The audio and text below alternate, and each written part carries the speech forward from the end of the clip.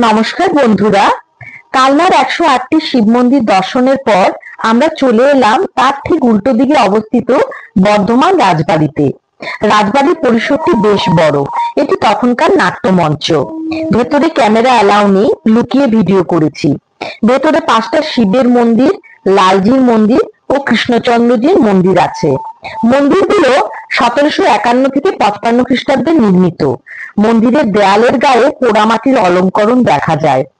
মন্দিরের গায়ের কাজগুলো দেখুন, কি সুন্দর! কত পুরানো স্ট্রাকচার। কালের নিয়মে কিছুটা ক্ষয়প্রাপ্ত, কিন্তু এখনো টিকে আছে।